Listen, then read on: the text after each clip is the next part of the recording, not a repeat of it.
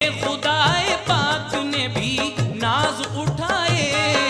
بچپن میں کھلونے انہیں روح الامی لائے، نانا سے اپنے صبر کی دولت انہیں ملی، والد سے اپنے شان شجاعت انہیں ملی، ماں فاطمہ زہرا سے قناعت انہیں ملی،